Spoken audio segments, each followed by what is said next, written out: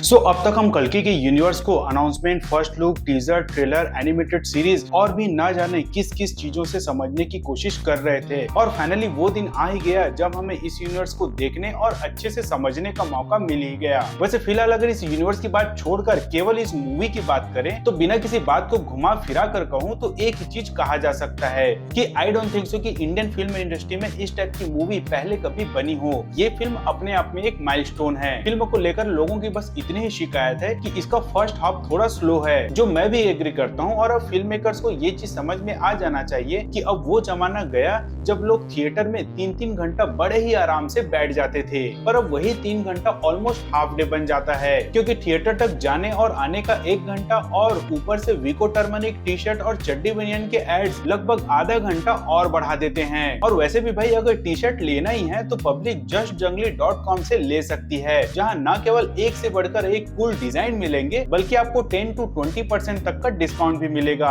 और क्वालिटी का टेंशन तो बिल्कुल मत लेना, क्योंकि मैं जैकलिन की तरह पकड़ के बस नाच नहीं रहा बल्कि पहन के भी दिखा रहा हूँ। एनीवेज आजकल की लाइव शॉर्ट्स एंड रील्स वाली हो चुकी है, जो 15 सेकंड के वीडियोस को भी मात्र 3 सेकंड में देखकर ही डिसाइड कर लेते हैं कि उसे आगे देखना है या नहीं। 3 घंटे 1 मिनट की रन टाइम वाली इस मूवी को बहुत ही आराम से 2-2.5 घंटे तक लाकर इसे थोड़ा और फास्ट पेस्ड बनाया जा सकता था। 20-25 मिनट के लिए प्रभास और दिशा का लव एंगल लेकर आ जाना न केवल इसे अननेसेसरी बनाया बल्कि उतना ही इनलॉजिकल भी बनाता है। इतने हाई सिक्योरिटी कॉम्प्लेक्स में दोनों अंदर भी चले जाते हैं, वहाँ किसी के कपड़े भी चुरा लेते हैं, पार्टी अटेंड भी कर लेते हैं और वहाँ प्रॉब्लम क्रिएट भी कर देते हैं। और इतना कुछ होने के बाद भी वहाँ की आर्मी प्रभास को केवल धक्के मारकर बाहर निकाल देती है। इवन प्रभास की एंट्री जो ऑलरेडी एक बार अच्छी हो चुकी थी उसे भी बार बार कॉमेडी में बदलकर लेट किया जा रहा था। साथ ही इतने सारे कैमियोज जो नो डाउट अच्छे थे पर इसे भी थोड़ा कम किया जा सकता था, क्योंकि यही सारी छोटी छोटी चीजें रोलर कोस्टर टाइप की फिल्म में एक ब्रेकर का काम कर रही थी। खैर इन चीजों को अगर फिल्म से हटा दिया जाए तो यहाँ एक ही चीज बोला जा सकता है कि भाई फिल्म में दम तो है। और salute to Nag Ashwin sir, जिन्होंने थ्रू आउट द मूवी बहुत ही बारीकी से काम किया है। उन्होंने जो पूरा का पूरा वर्ल्ड सेटअप किया है वो किसी भी एंगल से आसान काम तो नहीं था, स्पेशली तब जब इंडिया में इस तरीके की मूवी पहली बार बन रही हो।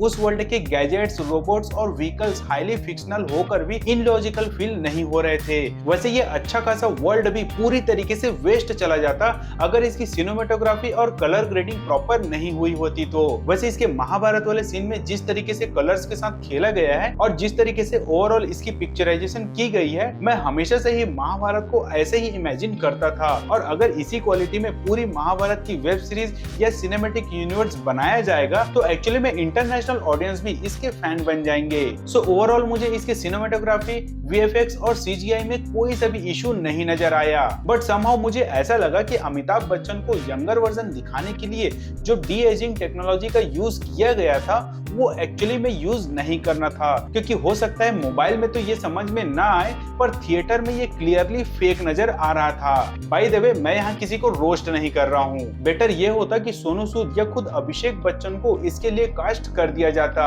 वैसे अगर इस यूनिवर्स में यंग अश्वत्थामा का बस इतना ही रोल है तो फिर ठीक है, पर नेक्स्ट पार्ट में अगर इसका थोड़ा ज्यादा स्क्रीन टाइम होगा तो फिर ये थोड़ा प्रॉब्लम हो सकता है। सो टेक्नोलॉजी और उसकी वर्चुअल चीज को छोड़कर अगर रियल चीज की तरफ जाएं और सबसे पहले इसके लीड एक्टर प्रभास से शुरुआत करें तो प्रभास इस रोल में बिल्कुल फिट नजर आ रहे हैं। उनको ऐसे ही रोल ज्यादा सूट करता है। हालांकि कुछ जगह कॉमेडी थोड़ी फोर्सफुली लग रही थी और वो उनपे जज भी नहीं रहा था, स्पेशली वहाँ जहाँ उनके मल्टीपल टेम्पररी अवतार बन जाते हैं। एनीवेज वैसे बाकी सारी चीजें टेम्पररी हो सकती है, पर धोनी का क्रिकेट करियर और अमिताभ सर की एक्टिंग करियर तो भाई परमानेंट ही है। अब तो इन्हें रिटायर ले लो बोलने वाले भी रिटायर होते जा रहे हैं, पर यह है कि रुकने का नाम ही नहीं ले रहे हैं। पर भाई ले भी क्यों, मींस आज भी अगर इनका जादू चल रहा है तो रिटायर होना ही क्यों। आई मीन अमिताभ जी की एज 81 इयर्स हो चुकी है और इस उम्र में तो आधे से ज्यादा लोगों के घुटने भी रिटायर हो जाते हैं, और ये इस फिल्म में अश्वत्थामा बनकर लोगों के घुटने तोड़ रहे हैं। इनके एंट्री के बाद फिल्म में एक अलग सी जान आ गई थी। अमिताभ बच्चन के बाद एक और लेजेंड कमल हासन को भी मेंशन करना यहाँ बहुत जरूरी है, क्योंकि बहुत ही कम स्क्रीन टाइम के बावजूद भी वो अपने रोल को इतना इम्पैक्टफुल बना दिए